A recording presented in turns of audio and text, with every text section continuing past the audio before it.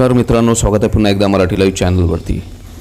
मित्रांनो, आपण 40 वर्षानंतरचा जो डाएट प्लॅन आहे, म्हणजे ज्यांचं वय 40 वर्ष झालेलं आहे त्यांनी कोणता डाएट प्लॅन सुरू करावा, वजन वाढू नये, पोटाची चरबी कमी व्हावी आणि शरीर तुमचं निरोगी राहावं, यासाठी आपल्याला काय काय करावं लागेल हे आपण या व्हिडिओमध्ये पाहणार आहोत। तर बघा, तुमचं वय 40 वर्षापेक्षा जास्त आहे का? वजन हळूहळू वाढत आहे का? पोटाची चरबी कमी होत नाही आहे का? पूर्वीसारखी ऊर्जा जाणवत नाही आहे का? थोडेसे खाल्ले तरी वजन वाढले असे वाटते का? तर हा व्हिडिओ तुमच्यासाठी खूप महत्त्वाचा आहे, ज्यांचं वय 40 वर्ष किंवा 40 नंतरचं आहे। कारण 40 वर्षानंतर आपल्या शरीरामध्ये अनेक नैसर्गिक बदल होतात। मेटाबॉलिझम म्हणजे शरीराची ऊर्जा वापरण्याची जी प्रक्रिया आहे ती काही प्रमाणामध्ये मंदावू शकते, स्नायूंचे प्रमाण कमी होऊ शकते आणि शारीरिक हालचाल कमी झाल्यास वजन वाढण्याची शक्यता राहत असते। पण याचा अर्थ असा नाही की 40 नंतर वजन कमी करता येत नाही किंवा शरीर फिट ठेवता येत नाही। फक्त एक गोष्ट बदलण्याची गरज आहे, ती म्हणजे आहार। आपली जी आहार पद्धत आहे ती जर आपण बदलली तर आपण सर्व गोष्टींवर मात करू शकू। आजचा व्हिडिओ आपल्यासाठी या प्रकारचा आहे की 40 वर्षानंतर सकाळपासून रात्रीपर्यंत काय खावे, किती खावे, कोणत्या गोष्टी कमी कराव्यात आणि कोणत्या गोष्टी आहारामध्ये वाढवाव्यात। आपण शेवटी मी तुम्हाला एक जो डाएट प्लॅन आहे तो सांगणार आहे, तर व्हिडिओ आपण शेवटपर्यंत नक्की बघा। 40 वर्षानंतर आहारामध्ये बदल का आवश्यक आहे? मित्रांनो, 20 ते 30 वयामध्ये आपण काही खाल्ले तरी आपलं शरीर ते सहज पचवू शकत होतं, पण वय वाढल्यानंतर शरीराची रचना आणि ऊर्जा जी गरज आहे ऊर्जेची ती बदलत असते। आपली फिजिकल ॲक्टिव्हिटी कमी झाली, स्नायूंचे प्रमाण कमी झाले आणि त्याचवेळी पूर्वीसारख्याच प्रमाणामध्ये कॅलरी घेत राहिलो तर वजन वाढू शकतं। विशेषतः पोटाभोवती चरबी वाढण्याची समस्या अनेकांना 40 नंतर जाणवते। त्यामुळे 40 वर्षानंतर फक्त कमी खाणे हा उपाय नाही, आपण योग्य प्रमाणामध्ये प्रोटीन, फायबर, हेल्दी फॅट्स, भाज्या, फळे आणि पुरेसे पाणी घेणे खूप महत्त्वाचे आहे। आता बघा की आपल्याला सकाळची जी सुरुवात आहे ती आपण कशी करावी। सकाळी उठल्यानंतर लगेच चहा किंवा बिस्किटं खाण्याची सवय असेल तर ती हळूहळू बदलण्याचा प्रयत्न करा। सकाळी उठल्यानंतर साधे पाणी पिऊ शकता। कोमट पाणी घेतले तर अतिउत्तम आहे, आरामदायक आहे, त्याने आपल्याला चांगलं वाटेल। पण कोमट पाणी घेतल्यास स्वतःहून चरबी वितळते असा गैरसमज करू नका। त्यानंतर तुमच्या आरोग्याच्या परिस्थितीनुसार किंवा स्थितीनुसार हलका व्यायाम जो आहे किंवा चालणे किंवा स्ट्रेचिंग आपल्याला करता येऊ शकते। सकाळच्या नाश्त्यामध्ये प्रोटीन आणि फायबर असणे खूप महत्त्वाचे आहे। उदाहरण म्हणून सांगायचं झालं तर 2 मूग डाळीचे चिल्ले किंवा त्याबरोबर आपण दही घेऊ शकता। दुसरा पर्याय सांगता येईल आपल्याला की भाजी घातलेले पोहे, शेंगदाणे, दही हे सुद्धा तुम्ही घेऊ शकता। तिसरा पर्याय इथे सांगता येईल आपल्याला की 2 अंडी, जर कोणी अंडी खात असेल तर भाजी प्लस 1-2 लहान पोळ्या, 1 किंवा 2 म्हणू आपण। चौथा पर्याय इथे सांगता येईल की ओट्स किंवा दलिया ज्याला आपण म्हणतो, तसेच दूध आणि दही आणि थोडे नट्स जर घेतले आपण तर चांगलं राहील। आणि शेवटचा पर्याय मी तुम्हाला इथे सांगतो की मिसळलेली डाळी किंवा उसळ आणि पुडी हे आपण खाऊ शकता। नाश्ता करताना फक्त चहा बिस्किटांवर अवलंबून राहू नका, कारण अशा नाश्त्यामध्ये प्रोटीन आणि फायबर कमी असू शकते आणि काही वेळाने पुन्हा भूक लागू शकते। आता बघा, सकाळच्या चहाचे काय? बऱ्याचशा जणांना आपण पाहतो की चहा खूप वेळ घेण्याची सवय असते। चहा पूर्णपणे बंद करण्याची प्रत्येकाला गरज नाही आहे, पण चहामध्ये साखर जास्त असेल तर ती कमी करणे फायदेशीर ठरू शकते। दिवसभरामध्ये वारंवार चहा, कॉफी आणि त्यासोबत बिस्किटे, नमकीन आणि फरसाण खाण्याची सवय असेल तर त्यावर लक्ष जरूर द्या, कारण अनेकदा वजन वाढण्याचे कारण जेवण नसते तर जेवणाच्या मधल्या छोट्या छोट्या वेळेत आपण अतिरिक्त जे खातो त्यामुळे कॅलरीज वाढतात। आता दुपारच्या जेवणाचं काय, ते कसं असावं बघा। आता आपण दुपारचं जेवण करता तर एक साधा नियम जो आहे तो इथे लक्षात ठेवणं खूप गरजेचं आहे। अर्धी प्लेट भाज्या किंवा सलाद आणि 1/4 प्रोटीन आणि 1/4 भात किंवा पोळी असा संतुलित आहार ठेवण्याचा आपण प्रयत्न केला पाहिजे। उदाहरण म्हणून सांगायचं झालं तर 2 पोळ्या, भरपूर भाजी, डाळ किंवा उसळ, दही आणि सलाड आपण घेतला पाहिजे. किंवा आपण हेही करू शकता, काय, थोडा भात, भाजी, डाळ, सलाड आणि दहीसुद्धा घेऊ शकता. महाराष्ट्रामध्ये आपण पाहतो की घरगुती जेवणामध्ये डाळ, उसळ, भाजी, भाकरी आणि पोळी तसेच दहीसुद्धा याचा वापर आपण मोठ्या प्रमाणामध्ये करू शकतो आणि हा आपला एक संतुलित आहार म्हणता येईल आपल्याला. पण एक गोष्ट महत्त्वाची आहे ती म्हणजे पोळी किंवा भात हे शत्रू नाही आहेत. वजन कमी करण्यासाठी प्रत्येकाने भात किंवा पोळी पूर्णपणे बंद करण्याची गरज नाही.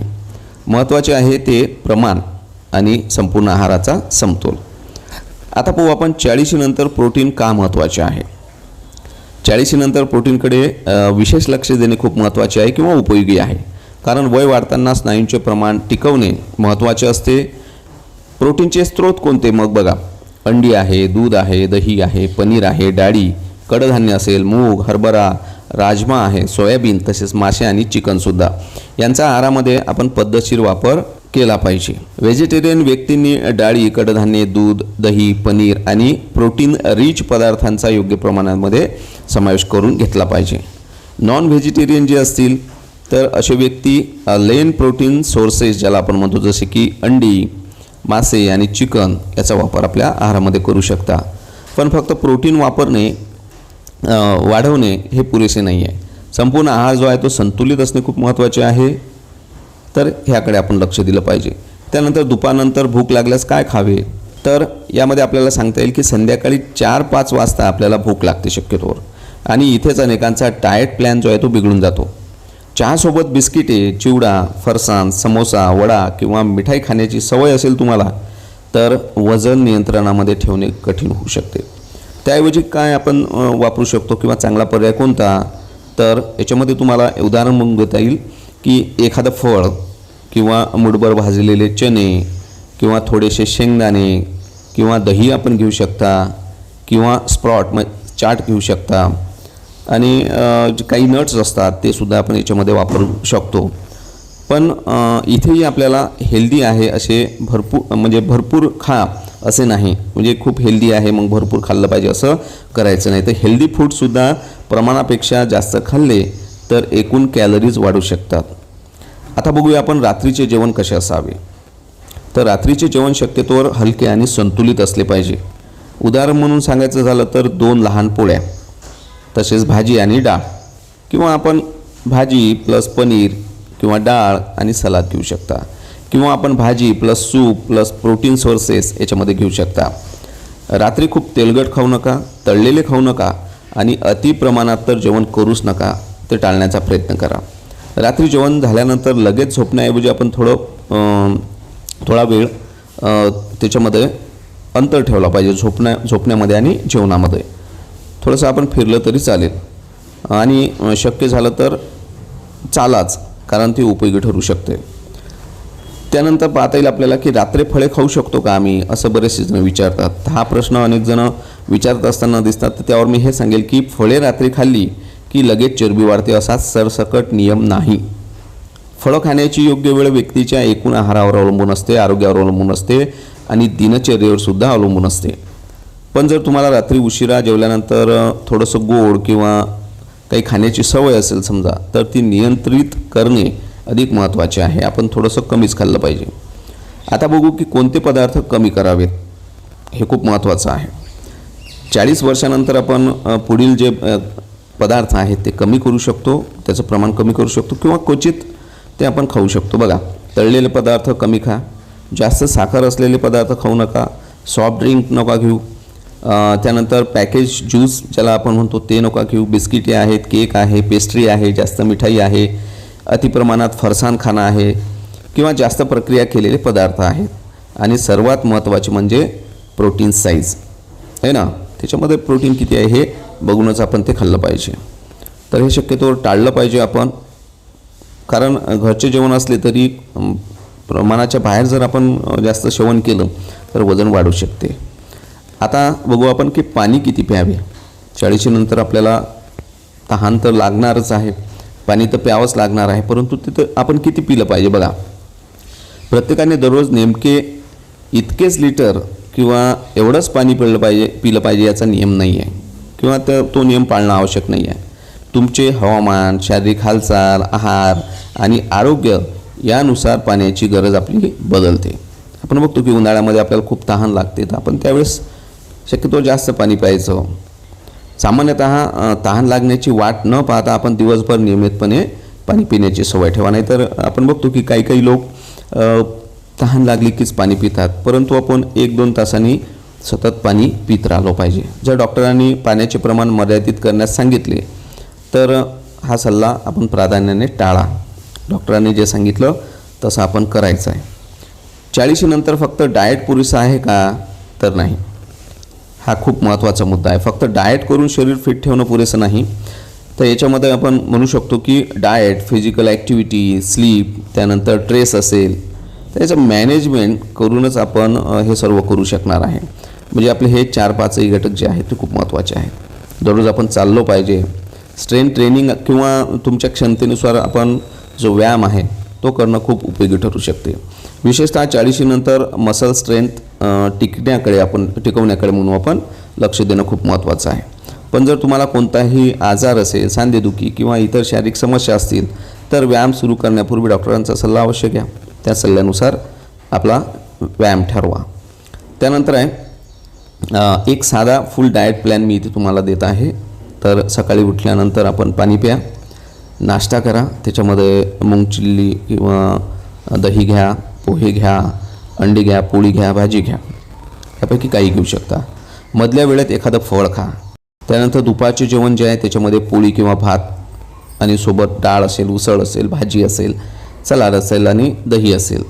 संध्याकाळच्या जेवणामध्ये आपण पाहतो की भाजलेले चणे असतील किंवा स्प्राउट्स किंवा थोडे नट्स असतील तर चालेल. मग जेव्हा रात्रीचं जेवण आपण करतो त्यामध्ये काय घ्यायचं तर भाजी असेल, डाळ, पनीर किंवा इतर प्रोटीन सोर्सेस देणारे जे पदार्थ आहेत ते, पोळी आणि आवश्यकतेनुसार आपण कार्बोहायड्रेट्स सोर्सेससुद्धा त्याच्यामध्ये घेऊ शकतो. आता झोपण्यापूर्वी काय खावं तर खरोखर भूक लागली असेल आणि तुमच्या आहार आणि आरोग्याच्या गरजेनुसार आपण दूध घेऊ शकता. हलका पर्याय तो आहे किंवा घेऊ शकता, एखादा हलका पदार्थ खाऊ शकता. हा फक्त एक सामान्य नमुना आहे. प्रत्येक व्यक्तीची कॅलरी आणि न्यूट्रिएंट जी आहे त्याची गरज वेगवेगळी असू शकते. हे सर्वांसाठी नाही आहे. आपल्या शरीराच्या रचनेनुसार आपण ते घेऊ शकता. आता 40 नंतर वजन कमी करताना सर्वात मोठी चूक आपण कोणती करतो ते बघा. मी आता फक्त फळच खाणार असं आपल्याला वाटते. मी रात्रीचे जेवण बंद करणार, मी पूर्णपणे भात पोळी बंद करणार, मी फक्त ज्यूस पिऊन वजन कमी करणार, असं बऱ्याचशा जणांना वाटतं की त्यामुळे आपलं शरीराचं वजन कमी होईल किंवा जो आपला घेर वाढलेला आहे तो कमी होईल असं वाटतं, परंतु हे चुकीचं आहे. अशा एक्स्ट्रीम डाएटपेक्षा आपण दीर्घकाळ पाळता येईल असा संतुलित आहार घेऊन आपलं शरीर चांगलं ठेवू शकता, म्हणजेच ते अधिक व्यवहार्य ठरेल. वजन कमी करण्याचा वेग जो आहे तो प्रत्येक व्यक्तीमध्ये वेगळा असतो. म्हणून इतर व्यक्तींचे वजन किती वेगाने कमी झाले याची तुलना स्वतःशी करू नका. आणि एक महत्त्वाचा नियम तुम्हाला इथे पाळायचा आहे 80-20चा. बघा कसा आपला जो आहार आहे तो 100% परफेक्ट असण्याची गरज नाही. काही लोक परफेक्ट ठेवण्याची म्हणजे तयारी करतात किंवा पाहतात करून, तर 100% परफेक्ट असण्याची गरज नाही आहे. बहुतेक वेळा पौष्टिक संतुलित आहार घ्या. कधीतरी आवडता पदार्थ खाल्ला म्हणून संपूर्ण डाएट प्लॅन खराब होऊ शकेल असं नाही आहे. महत्त्वाचे म्हणजे तुमचे सातत्य खूप इथे जरुरी आहे, महत्त्वाचे आहे. एका दिवसाचा डाएट जो आहे ते तुमचे आरोग्य ठरू शकत नाही आहे. याच्यासाठी निरंतर तुम्हाला डाएट प्लॅन तसाचा तसाच ठेवावा लागणार आहे. पण महिने आणि वर्ष चालणाऱ्या सवयी नक्कीच फरक पडतात, हेही तुम्हाला ध्यानात घ्यावं लागणार आहे. शेवटी मी तुम्हाला हेच म्हणेल मित्रांनो की 40 वर्ष पूर्ण झाली म्हणून शरीराची काळजी घेण्याची वेळ संपली असे नाही. उलट 40 नंतर आपल्याला आपल्या आरोग्याकडे खूप आणि अधिक गांभीर्याने पाहण्याची गरज आहे. तुमच्या प्लेटमध्ये प्रोटीन ठेवा, भाज्या ठेवा, फळे ठेवा. पूर्ण धान्याचा वापर जो आहे तो योग्य प्रमाणामध्ये करा. पाणी पुरेसे प्या आणि प्रोसेस्ड फूड जे आहेत किंवा एक्सेस शुगर जो आहे तो कमी करा फक्त. त्यासोबत नियमित फिजिकल ॲक्टिव्हिटी करा, चांगली झोप घ्या आणि सर्वात महत्त्वाचे म्हणजे डाएट म्हणजे उपाशी राहणं नाही.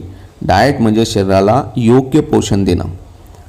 जर तुम्हाला डाएट किंवा हाय BP किंवा किडनी डिसीज असेल, लिव्हर डिसीज असेल, थायरॉईड असेल, त्या समस्या किंवा इतर कोणताही वैद्यकीय तुम्हाला स्थिती असेल, तुमची वैद्यकीय स्थिती असू शकते, तर हा सामान्य डाएट प्लॅन जो आहे तो तसाच लागू करण्यापूर्वी आपण डॉक्टर किंवा रजिस्टरेड डायटिशियनकडे आपण त्याचा सल्ला घेणं खूप जरुरीचे आहे. हा व्हिडिओ तुम्हाला आवडला असेल, उपयोगी वाटला असेल तर व्हिडिओला लाईक करून टाका. तुमच्या कुटुंबातील किंवा मित्रपरिवारातील जे काही 40 वर्षावरील असतील तर त्यांना व्हिडिओ नक्की शेअर करा आणि अशाच आरोग्यदायी, सोपी आणि उपयोगी माहिती करता आपल्या चॅनलला सबस्क्राईब करून ठेवा जर सबस्क्राईब केलं नसेल तर. आणि तुमचे वय जे आहे ते किती आहे मला कमेंटमध्ये नक्की सांगा. पुन्हा भेटूया अशाच एका चांगल्या नवीन व्हिडिओमध्ये नवीन माहितीसह. तोपर्यंत जय हिंद, जय महाराष्ट्र.